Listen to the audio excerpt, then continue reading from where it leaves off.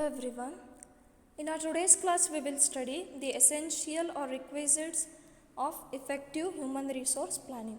So in order for your human resource plans to be effective, there are certain essentials. Let's see one by one. Integration with organization plans. Human resource planning should be based on organization's objectives and plans. Okay, so there will be certain objectives for the organization. Okay, so whatever, let it be any department in the company, it might be a marketing department, it might be a finance department or HRM department, it might be a production department, cost department, sales department, IT department, compliance department. So there are various departments in the organization. Okay, so each and every department will be having its own goals and objectives to be achieved. Okay, it will be having its own targets and all. Okay, so whatever the objectives are there of an individual department, it should contribute towards the overall organizational goals. Okay, now in the same way, in human resource planning also, whatever plans you are making, it must contribute towards the organizational goals. Okay, it must help the organization. So the base should be your organization goal. Okay, so whatever you are doing,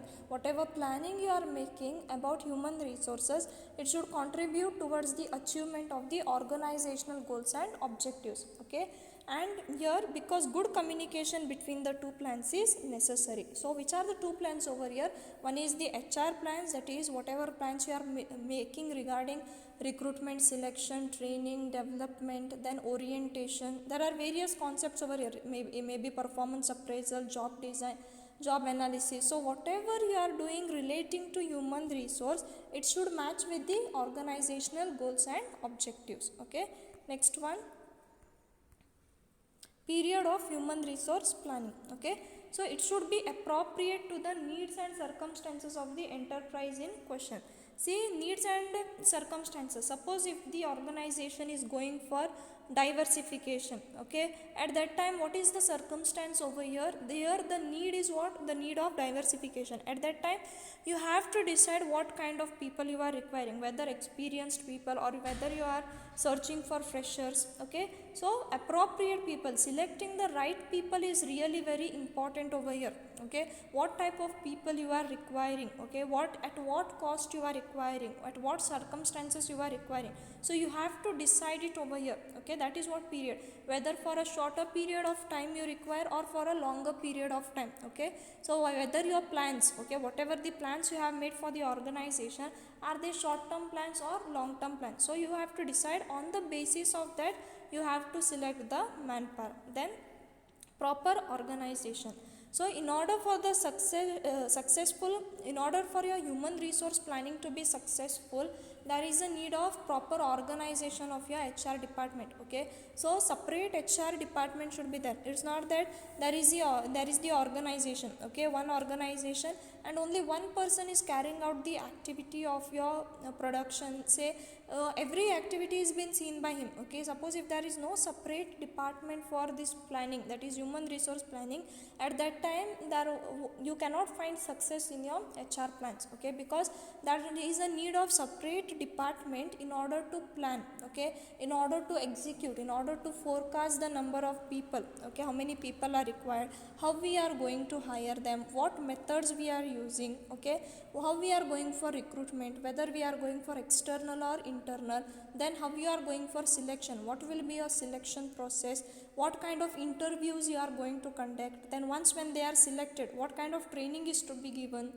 Okay, whether you are going for on the job training or are you going for off the job training. Okay, then how you are going to give them orientation. Okay, so performance appraisal, which method of performance appraisal you are going to use. So then compensation, how you are going to fix that compensation. So everything is, these things are involved in your HR. Okay, so in HR planning, in order to be successful, there is a need of separate department only. Okay, wherein they makes these plans and implement them. Okay, then the next important requisite is support of top management. Okay, see, in any organization the support from top management is really very essential. Okay, because it is the top management who is going to provide the resources required for the successful of any planning. Okay, it might be any department, it might be sales or any cost department. So whatever plans they are making, in order for them to be successful, there is the need of support of top level management. Okay,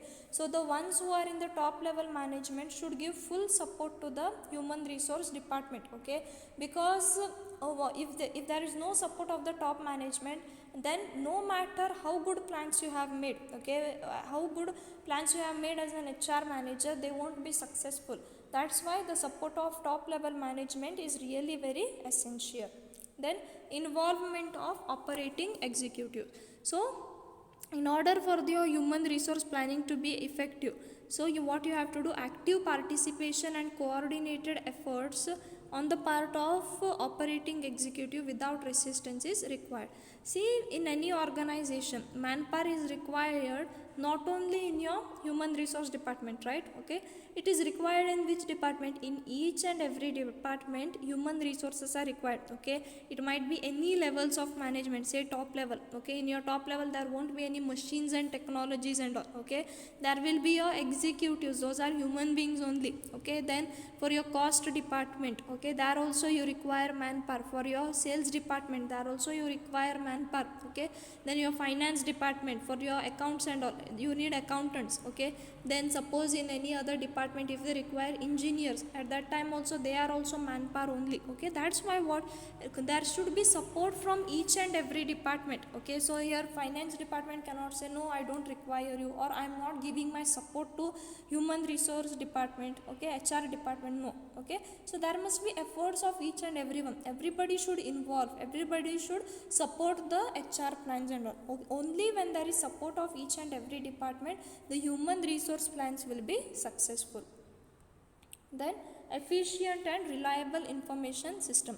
So to facilitate human resource planning, adequate database is required for the development of HR. Okay, so database really acts as a base over here, because on the basis of the data you are going to formulate the plans. Suppose, as I am telling you again and again, if your if your database is wrong, okay, if you have found the wrong information, you have collected the wrong information, at that time your total HR plan will be a flop.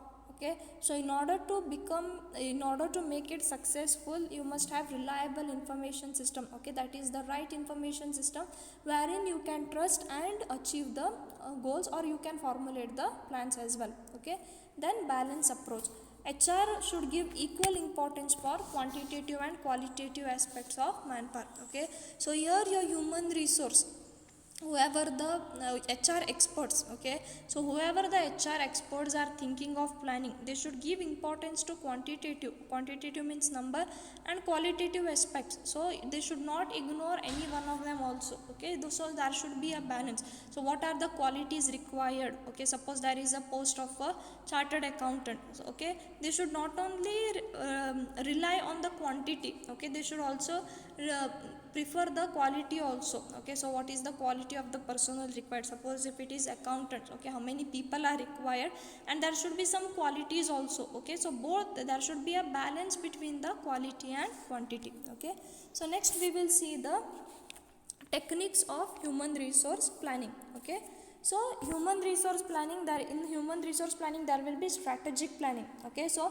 for overall organization there will be a objective. Okay, so how will we come to know the number of people required? That is what demand forecasting. Okay, so demand, who is going to demand?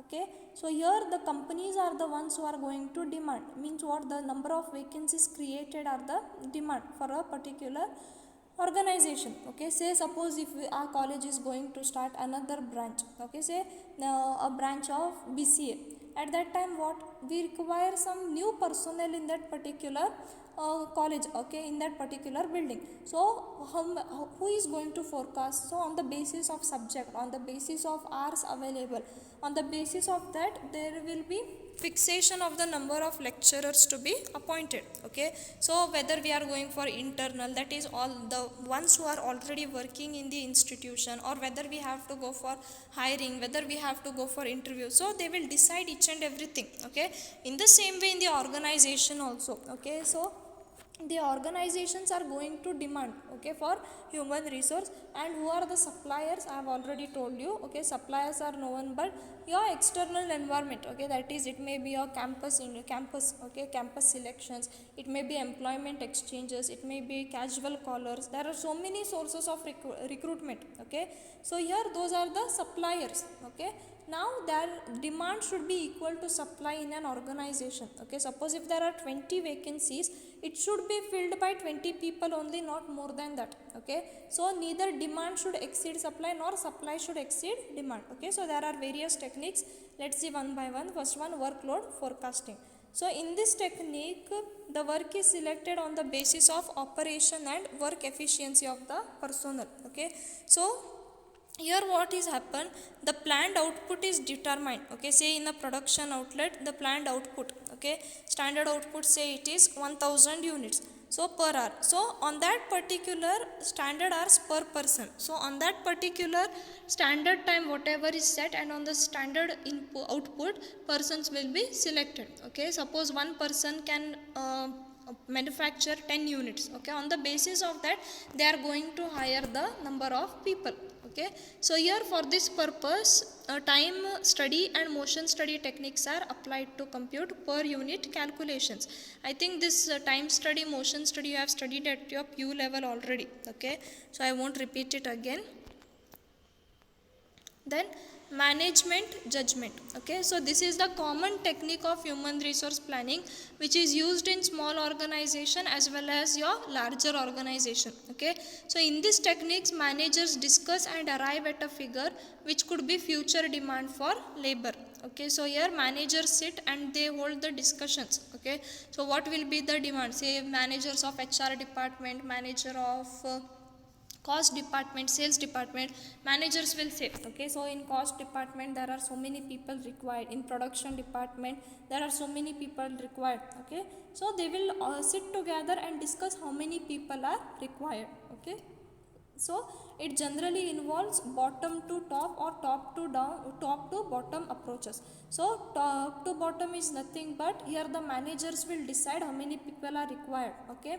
Whereas your bottom to top is nothing but your employees will say, okay. You will ask the employees to tell them how many people are required, okay. So the employees will discuss among themselves and say, so in our department these many extra people are required, or in our department these many people are required.